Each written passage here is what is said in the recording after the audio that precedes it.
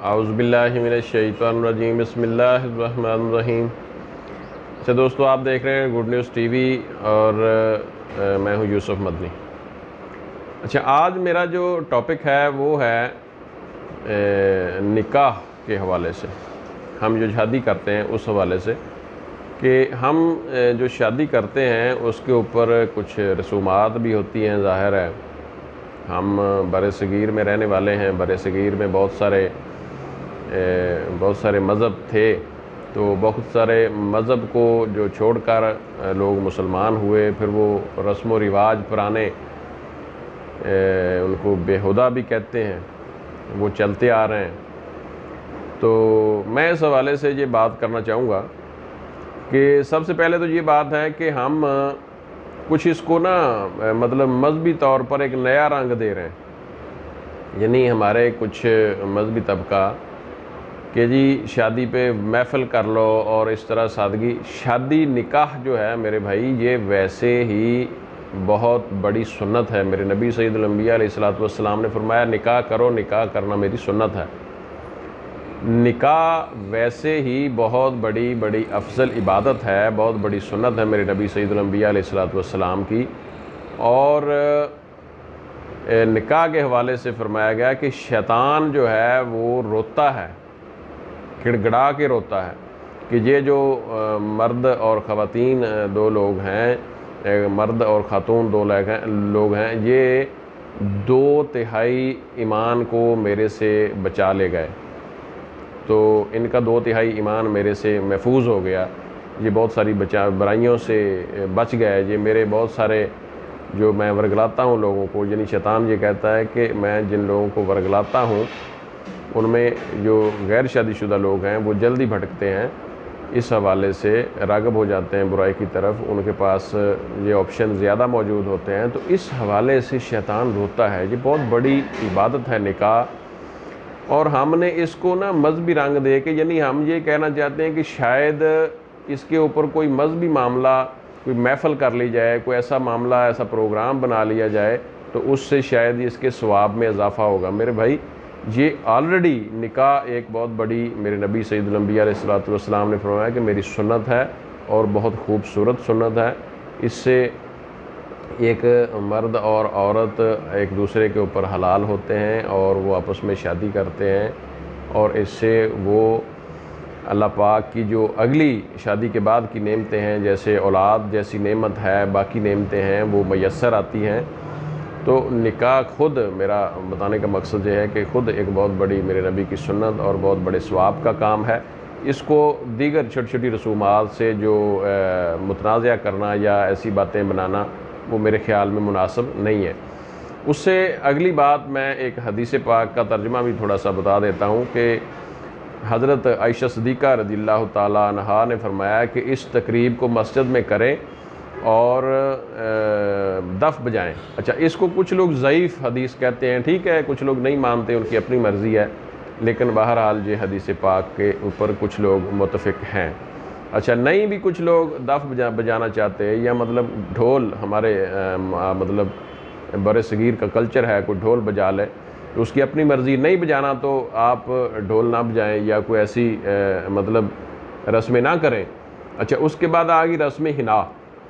مہندی لگانا۔ مہندی لگانا خواتین کو تو منع نہیں ہے، مہندی کی حد تک، مہندی لگانے کی حد تک تو خواتین کو کوئی ممانعت نہیں ہے۔ ہاں، لیکن اگر مہندی کے اوپر خدا نخواستہ کوئی ڈانس پروگرام یا کوئی ایسا بےہودہ مطلب گانا بجانا یا کوئی ایسی چیزیں کی جائیں، یہ معاملہ ہے کہ اس کو، یہ مذہبی لحاظ سے یہ ایک رسم غلط ہے، اس کو ظاہر ہے ہمارے گھروں میں ہو رہی ہیں، ہم مسلمان لوگ ہیں لیکن ہم پھر بھی یہ گانا بجانا اور دیگر یہ کرتے ہیں، تو یہ میں ایگری کرتا ہوں کہ یہ غلط بات ہے، یہ نہیں ہونا چاہیے۔ لیکن اس کے بعد آ گئی اگلی بات، جہیز۔ جہیز جو ہے وہ، اگر تو دیکھو سید الانبیاء علیہ السلام نے فرمایا کہ تحفے تحائف آپ دے سکتے ہیں، لڑکی کا خواتین کا جو جائیداد میں حصہ ہے وہ بھی بنتا ہے، اگر تو اس نقطہ نظر سے بچی کو جہیز دیا جائے یا اس کا حصہ بنتا ہے یا اس کی جائیداد بنتی ہے، یا اس کو تحفے کی شکل میں ماں باپ اس کا باحث اپنا صاحب استطاعت ہے اور اس کو تحفے کی شکل میں جہیز دے رہے ہیں، تو یہ کوئی لعنت نہیں ہے۔ جیسے یہ عام میسٹری میڈیا اور دیگر پہ میں دیکھ رہا ہوں جہیز ایک لعنت ہے، تو خدا کے بندو اس چیز کو سمجھو، جہیز کون سی لعنت ہے؟ جہیز لعنت اس لیے ہے کہ خدا نہ خواستہ ایک بندہ دے نہیں سکتا، اور جس کی طرف شادی ہو رہی ہے لڑکے والے، وہ اس کو ایکسپیکٹ کریں گے جی ہمیں ٹرک بھر کے سامان دیا جائے۔ یہ جہالت اور لعنت ہے۔ یعنی اگر ایک بندہ صاحب استطاعت ہے اور وہ اپنی بیٹی کو 10 لاکھ کا، 5 لاکھ کا، 6 لاکھ کا، 2 لاکھ کا وہ اپنی حیثیت رکھتا ہے، وہ تحفاتاً اپنی بیٹی کو جہیز، فرنیچر یا کوئی بھی ایسی چیز دے سکتا ہے، اس کی حیثیت ہے، تو میرا تو خیال نہیں ہے کہ وہ بندہ بغیر جہیز کے اپنی بیٹی کی شادی کرے۔ لیکن اگر ایک بندے کے پاس ہے ہی کچھ نہیں، تو وہ اپنی حیثیت، اپنے اہل و عیال کے جو معاملات ہیں اس کو دیکھتے ہوئے سادگی سے شادی کر سکتا ہے، اور جو دوسرے لوگ ہیں ان کو یہ ایکسیپٹ کرنا چاہیے کہ جی ہمارے عزیز بنے ہیں، نئے بنے ہیں یا پرانے عزیز ہیں جن سے ہم نے رشتہ کیا ہے، بیٹی لینی ہے، ہم نے ادھر اپنے بیٹے کی شادی کرنی ہے، وہ یہ اس چیز کا احساس کریں۔ اگر وہ نہیں دے سکتے تو بڑی خوشی، بڑی سادگی سے نکاح کر لیں، تو یہ بہت بڑی بات ہے۔ لیکن جہیز کو لعنت قرار دینا یہ میرے نزدیک بہت بڑی جاہلیت ہے۔ ہاں، جس بندے کے پاس میرے بھائی دینے کو، اپنی بیٹی کو دینے کے لیے، جہیز دینے کے لیے نہیں ہے، اس بندے کو اللہ پاک کی جو دین ہے اس کے اوپر صبر کرنا چاہیے۔ اس کے پاس جو ہے، یا اس کے جو عزیز و اقربا یا اس کے کوئی جاننے والے کوئی دو لوگ اس کی ہیلپ کر دیں تو بڑی اچھی بات ہے۔ بیٹی کی شادی کرنا، کسی کی بیٹی کی شادی کرنا بہت بڑا مقام ہے، بہت بڑا ثواب ہے۔ لیکن اگر سادگی سے آپ کر دیتے ہیں تو اس میں بھی کوئی حرج نہیں ہے۔ آپ خواہ مخواہ سود پہ قرض اٹھانا، تنگی لینا، معاملات کو سیریس بڑے پریشانی سے مطلب اس کو پھر ہینڈل کرنا، پھر اس کا آپ قرض اٹھا لیا، سود دینا، یا اس کے بعد اتار نہ سکنا، پھر مسائل کا پیدا ہونا، یہ چیزیں نامناسب ہیں، یہ غلط ہیں۔ لیکن اگر ایک صاحب استطاعت اپنی بیٹی کو تحفہ کی شکل میں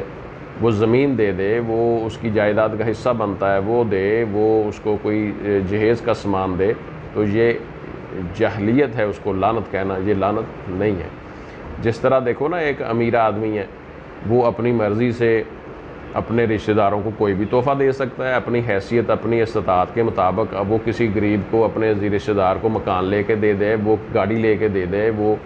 فرنیچر لے کر دے دے، وہ گھر کا کوئی بھی سامان لے کے دے دے، تو اس میں لعنت والی بات کون سی ہے؟ وہ اپنی استطاعت کے مطابق بندہ خرچ کر رہا ہے اپنے عزیز و اقربا پہ، اپنے بچوں پہ، اپنی بیٹیوں پہ، تو اس میں کوئی لعنت والی بات نہیں ہے۔ دوسری بات، جو نکاح ہے اس کے حوالے سے ہمیں سمجھنے کی ضرورت ہے کہ اس کے اوپر جو ہماری رسمیں ہیں، رسموں کی شکل میں رکھیں، رسموں کی شکل سے دیکھیں، اور جو ہماری سنت ہے، سنت کے اعتبار سے مسجد میں کرنا ہے، بڑی اچھی بات ہے، مسجد میں نکاح کر لیں۔ اب مسجد کا پرابلم یہ ہے کہ مسجد میں لوگ نکاح تو سادگی سے کر لینے دیں گے آپ کو، یعنی نکاح پڑھانے کی حد تک تو آپ کو کر لینے دیں گے، لیکن ادھر کو کھانے کے حوالے سے آپ کو الاؤ نہیں کرتا، تو اس لیے اب شادی ہالز بن گئے ہیں، ان کا بزنس ہے ماشاءاللہ بن گیا، تو ویسے مسجد میں بیٹھ کر کھانا کھا لیں، پھر اس کو دھو کر صاف کر دیں، اس میں بھی کوئی حرج نہیں ہے۔ ہم نے مسجد کو مل جل کر بنایا ہے، مسجد خوبصورت صاف ستھری جگہ ہوتی ہے، بلکہ میں تو یہ بھی کہتا چلوں کہ جو ہماری محافل ہیں وہ بھی مساجد میں ہونی چاہیے۔ ہم مسجد پہ بڑے ماشاءاللہ پیسے خرچ کرتے ہیں، صاف ستھرا بناتے ہیں،